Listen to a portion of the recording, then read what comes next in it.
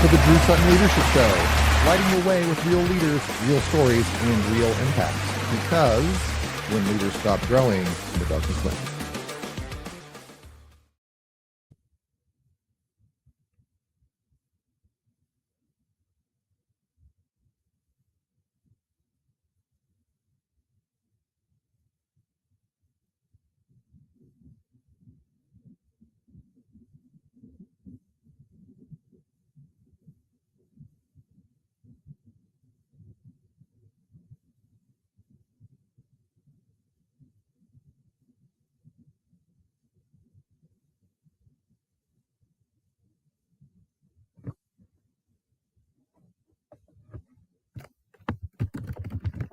The show, Shannon.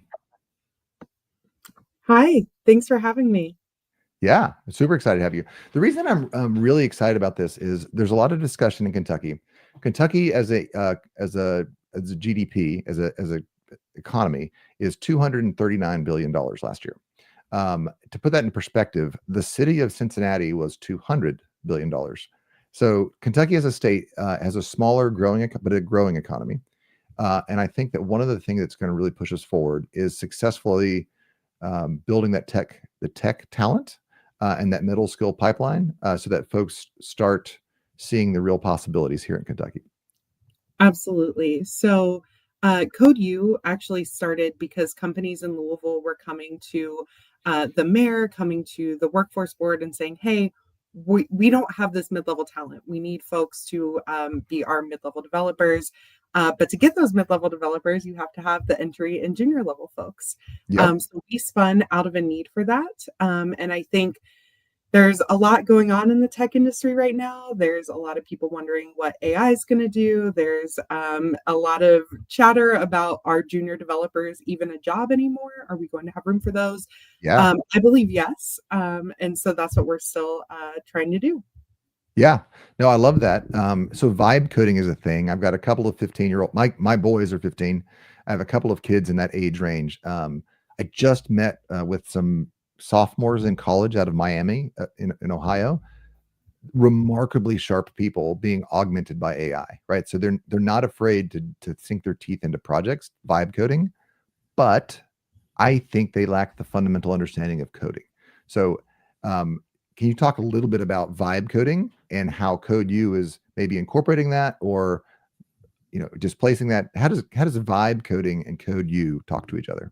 Yeah, absolutely. So one of the kind of obstacles we've faced in recent years is figuring out how to train our students to be familiar with AI and to be able to use AI tools, but to also understand the fundamentals, the building blocks of coding and tech. Because if they don't understand the basics, if they don't understand how to start from square one to get to where they need to be, they're not going to be able to fix the mistakes potentially that AI can make for them. So some of the ways we do that, we build into our curriculum ways that folks can use AI as well as ways we don't want them to use it. So we don't want them making a whole project by asking their friend ChatGPT.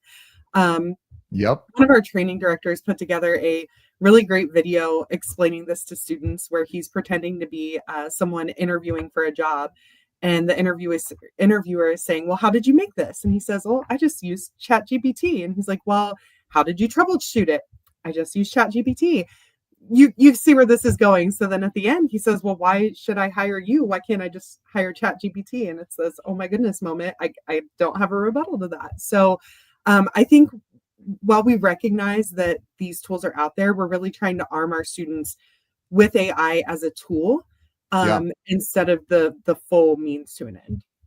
So for those that are out there, they're watching the show right now, and they are like, well, I do love ChatGPT and it does help me. Do you have any rules of thumb about how to look at AI in the coding world? When should you use it and when should you not use it? I think absolutely using it as a tool and using it as more of a backup. So if you want to check something, if you want to get sort of like advice or like a second ear on something, I think those are all great ways to use it. Kind of what I've been hearing really in the last 2 years as AI became more of a thing across tech. And it was the focus of a lot of conferences is AI is not necessarily going to replace developers, but developers who aren't using it are going to be replaced because we have to adapt, we have to grow. So there have always been new tools, new things that we've had to integrate into our workflows, and AI is just another example of that. I think that's a great example. I come from the Tinker Toys world. I was a mechanical engineer back in a different life. But we all use templates. We use boilerplates. We use starting points that are helpful. AI is like a hyper adaptive boilerplate. It can help you trace, paths through the software. It can help you trace, hey, where is this variable going? What is this algorithm doing? In it, like kind of like a page or a page and a half style of analysis, which is super helpful. It's a tool, but it's not the magic that it actually makes it work. Um, so, all right, back in Kentucky, what got you into this? Was there a moment when you said to yourself, "This is what I want to spend my life doing, or at least the next substantial portion of my life doing"? Because being a part of Code U and setting up a company like this, where you're digging in, it's a private public partnership. There's grants involved. You're doing good in society. Was there a moment when you're like, "Yep, this is what I want to do with my life"? Absolutely. So, Drew, you mentioned that you used to be a mechanical engineer. My dad was a mechanical engineer. And around the time I was junior high ish, he had had a string of jobs that just weren't really doing it for him. And he decided, I've always been interested in computers. I'm going to become a computer scientist. So I would sit at the kitchen table with him at night. I'd be doing my junior high homework, my algebra. He would be learning how to code. And he did that. So I watched him go from not having a formal degree, not having any sort of formal training in this, to becoming a very happy, satisfied developer. He's been doing that now, to age myself, for over 20 years, I guess. So 25 years. So Yeah. it's really, that was so great to see. So fast forward to 2015, I was working in marketing and I saw an ad for Code U, or saw a posting for it. President Obama came to Louisville to tout the program because it was a federally backed program at the time. So that was a pretty great shout out. Yeah. I remember talking to my dad saying, "Hey, there's this free program. It's going to teach me how to code. Do you think I should try it?" And he's like, "Well, absolutely."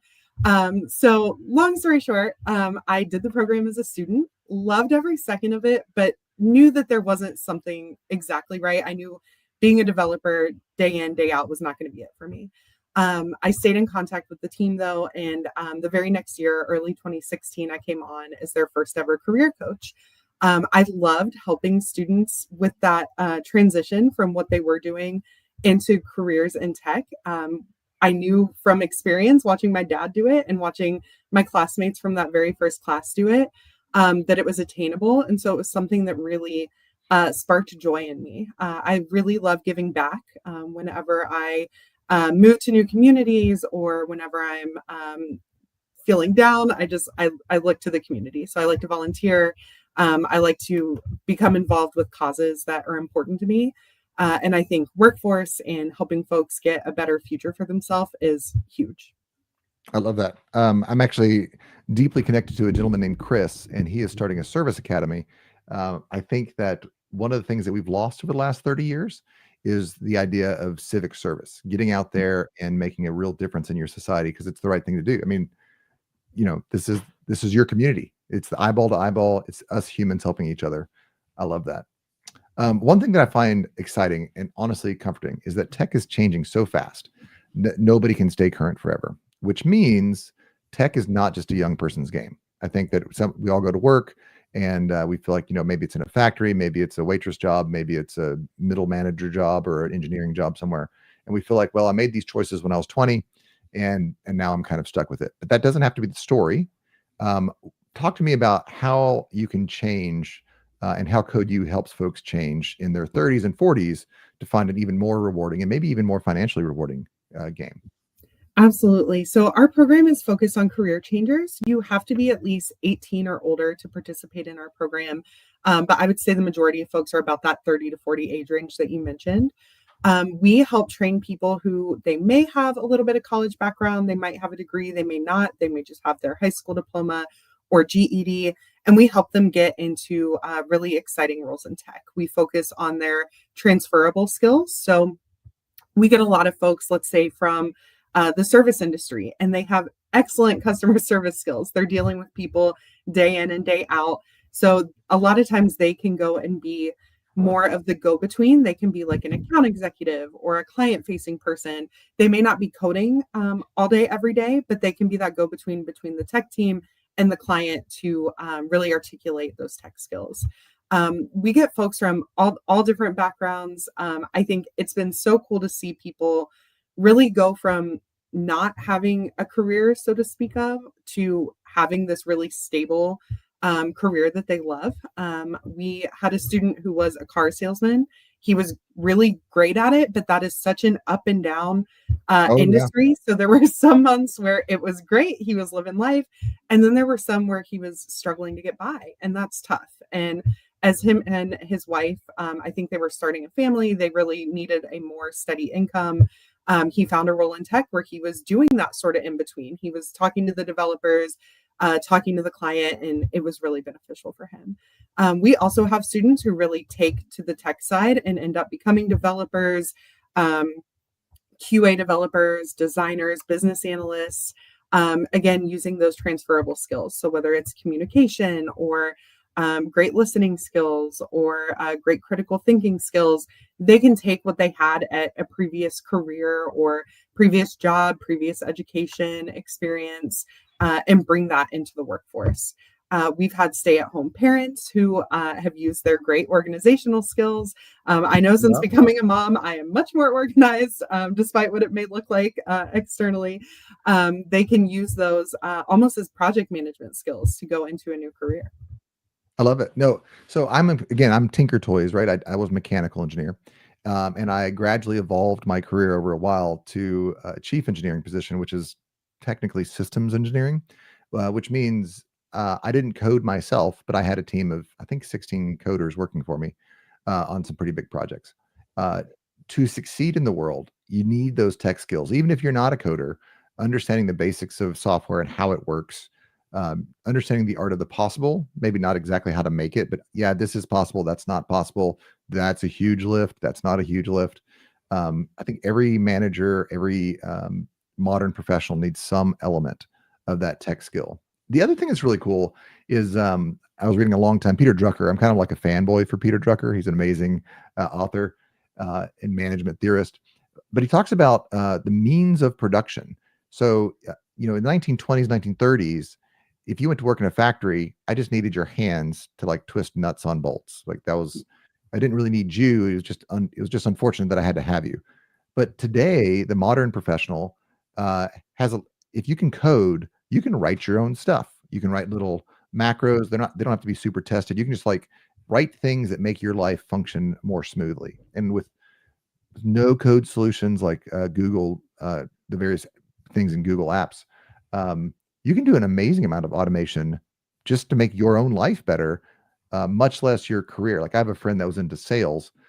He was an engineer with me, and he moved into the marketing sales team, and he had some coding skills, and so he wrote himself some apps that made him infinitely more productive than his peers. Just just a little bit of coding goes a very long way. Absolutely. We always say if you were the kid or teenager that was building your own MySpace skins, come Yeah, talk to us. We would love to teach you more coding. I love it. Um, so the other thing though about tech industry is if you're a mechanical engineer, you graduate college, you maybe or maybe not take a test, but the fact that you have that piece of paper is enough. That's your ticket into the workforce. If you have an MBA, if you have basically I got a certificate, I can now move forward. But tech is not that way. How do you prep your team? Is there anything that you say to your folks to help them understand that tech is not just a certificate sort of industry? That's a great point. So we always tell our students that tech is very much a show me industry. I love it. Employers want to see what you Yeah. know, not just hear about it. There really aren't outside of like IT support certificates that are widely recognized. So there's not really a widely recognized software development certificate, for example, or web development certificate. Not to say they aren't out there. We're just not really hearing from employers, hey, we need these certificates. So what we do is we work with students to create a really strong capstone project. All of the work that they're doing in their course is leading up to this one really great portfolio project. I think the cool aspect of it is fully unique to the person. So they are coming up with a project that is interesting to them, that there is a subject matter that they really like, and that is going to be different from the person sitting next to them in class. We aren't doing cookie cutter projects. Everybody, when you get our resumes from our students, it's not going to be 12 resumes with all the same project and then a little bit different work experience. It's going to be really different projects, even within the same course, within the same pathway. So we really emphasize that, our team in particular. And we know that one project a lot of times isn't enough. I mean, if you're coming from a background in the service industry, or maybe as a office admin or something where you really haven't done tech before, you may need more projects. So we work really hard with students after they graduate as well to keep building up their portfolios, whether it's through unique whole projects, group projects, code challenges. Like Advent of Code is coming up in December. There's the JavaScript Yeah, 30-day challenge, all kinds of things just to keep those skills sharp, and to keep learning and growing. Because like you mentioned, tech is changing. It is evolving so quickly. By the time they get out of their 6-month course, they're already needing to learn more just to keep up with what's going on in the industry. I love it. All right, so let's say that I'm a company, maybe a Kentucky company, maybe surrounding region company, maybe just a national company. Um, how can I find your students, and how can I how can I connect with you and find your students to find solid people that have life experience as well as coding experience? Absolutely. So I'll do a plug for our website, which is just codeu.org. And we have a hire page. But our team in particular, the team I run, works with employers both in Kentucky regionally as well as remote employers to help staff for them. So we are no cost for students to go through as a program. We're also no cost to work with employers. So if you come to us, we are not like a tech staffing firm where you're going to have a finder's fee or anything like that. What we do is we get jobs from our employer partners and we share them out to students, both broadly. So we have a Slack channel, we have a newsletter that goes out. Some of our grads are working on a new job board for us, which is really exciting. So we send it out that way. We also target certain students. So our employer relationship manager and our career coaches, if they know that somebody recently finished the data course and has a really great background in healthcare, let's say, and we had a healthcare company come to us that needs someone to work in data, we will send the job directly to that person. We have a lot of students, a lot of graduates. We work with a lot of volume. So we're starting anywhere between 200 and 300 students each cohort, which happens 3 times a year. It's big. Oh, goodness. So we really try to tailor the experience as much as possible, but we also share it out to the broader student groups to make sure that we're not missing anybody. So let's talk about the student experience here really quick. What does it look like? So here I am, I'm in my early 40s. If I wanted to join Code U, how much does it cost? How do I begin that conversation? What does my class load look like? Is it something I can do at night school? What does it look like to start pivoting my career here in my late 30s, early 40s? So, as you mentioned, we look for career changers. So, someone finds us, they sign up. There's a little bit of pre work to get into the program. It really is not meant to be like a gotcha type of situation. Like, it's not meant to put a really high barrier of entry. It's more meant to give you a taste of what you're going to experience in the program. So, we want you to know here's kind of what you're going to be learning, here's the direction you're going to be going. Is this still something that appeals to you? So once someone has completed that, they are put in the queue for our next program. There is no cost, so that's really exciting. We are able to exactly, yeah, we're able to pay for that with our grants. I Yeah. believe the actual cost per person is about $3,500. So there is an investment that we are putting in with our grant funding for each person. So it's not that there's no cost; it's just no cost to the participant, which is just That's fantastic. phenomenal. It's Yeah. great.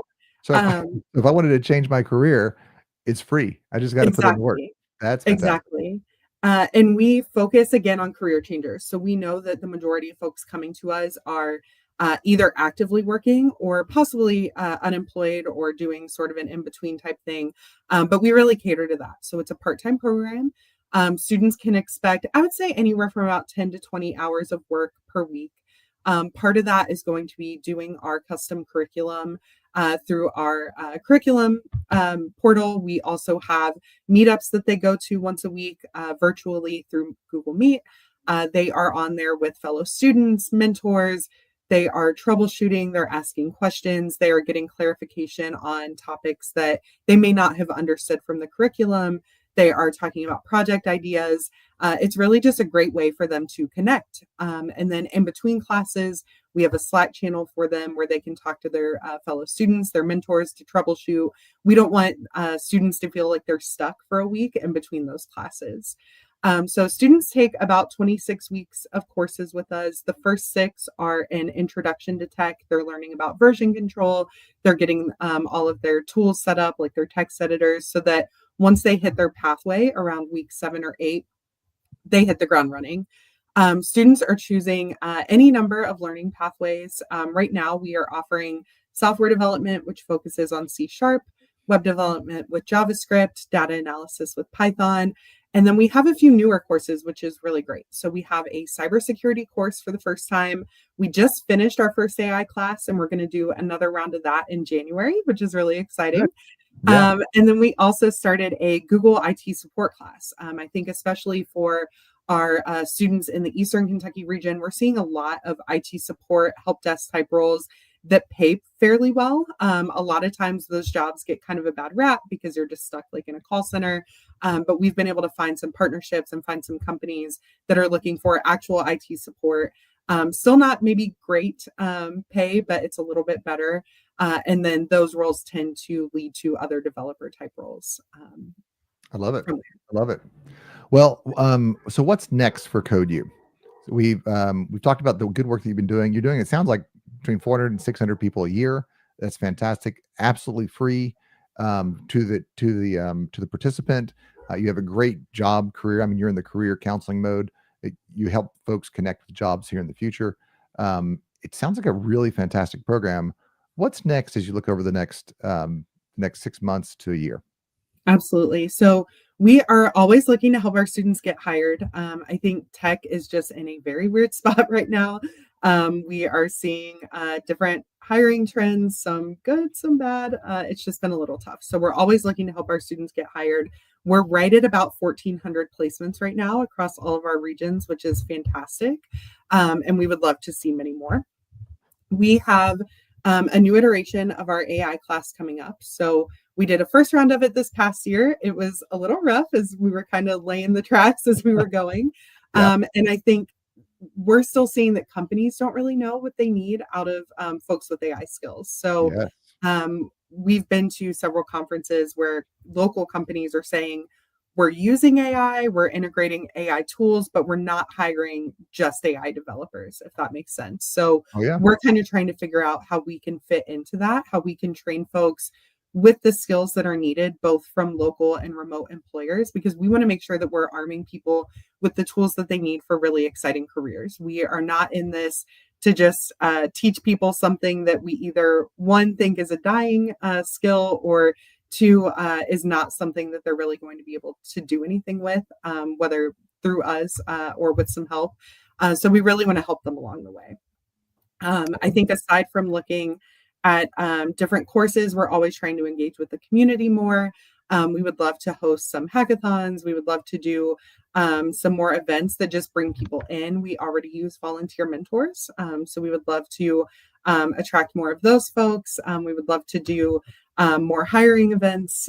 So we are really just trying to up our visibility in the communities that we serve. I love it. And which communities are those? I know that you're based in Louisville. Your name does pop up in Lexington some. So what communities are you really serving? So currently we are serving the greater Louisville area. There's about 7 counties over this way. And then we are serving 54 counties in Eastern Kentucky. So it does butt up a little bit to Lexington, and it includes a few of those. We are serving those folks through a partnership with SOAR, which is Shaping Our Appalachian Region, a really great Yeah. group out of Eastern Kentucky. They landed a huge federal grant that we are part of to serve folks out there, to get them tech training, to expand our courses. So that's who we currently serve.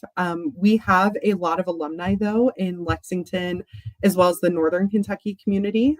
We had been operating with some state funds for a little bit, but that's shifted. So we still have alumni that we're serving in those areas, but we're not currently accepting new students there. I love it. Well, fantastic. We're kind of running out of time on the show here, so I'm going to give you the next 2 minutes. Is there anything that you want to share that you're personally passionate about with Code U? I know that we've already been talking about it for about 20 to 30 minutes here, but I just want to turn the floor over to you, your show for the next 2 or 3 minutes. Yeah, thanks, Drew. I think I would just love to emphasize what a great community Code U is. I've had the pleasure of being involved almost since the beginning, but first as a student and then a staff member, and had left for a couple years, but was still involved, and now as a staff member again. We just have had so many students that have gone through and made such monumental changes in their lives. I'm a little bit of a crier, but it does make me tear sometimes hearing some of their stories. It's just fantastic. One of my friend's husbands went through the program. He had been a forklift driver all of his life, working life. So after about 15 years of that, he did Code U. He did the training. He really was one took it seriously, did extra projects, did networking, put his full self into it. And now he has a blossoming career. He's able to provide for his family. They have set themselves up for such a better life because he made that change. I know it can be scary to learn new things, especially as an adult. It's hard. I'm trying to take some classes right now, and it's a little bit of a slug to get through the classes while watching the baby, while Yeah. maintaining my relationship, while having some friendships, and also sleeping occasionally. So we know it's hard, but we have supportive services in place. We really have a great staff that takes this seriously. We have folks who really just want to help people. We want to make sure that Kentucky is setting itself up to succeed. We want to make sure that we are a powerhouse. I think Kentucky either gets overlooked or there are stereotypes for sure. And so we want to kind of dispel those and say there's great tech talent in Kentucky. You just got to know where to find it. Yeah, and and Code use the team to ask about it. Well, that's exciting. Listen, Shannon is doing amazing work here in Kentucky. If you are a Kentucky or a regional company and you're asking yourself, how do I manage AI? How do I get great coders here that fit in my organization that can support the current products that I'm making? Code U is a great place to look for that. If you are looking to mentor folks, you're looking to give back to the community. Again, Code U is a great place to connect and to find a way to give back and make a meaningful change for Kentucky and Kentuckiana in the regions around Kentucky. If you want to find Shannon, she's on LinkedIn. You can do the About button on the Code U website. Here is the Code U banner. And I put this in the comments already. So just click on the comments, drop a comment, maybe share a story, highlight somebody that's gone through Code U. And with that, we are out.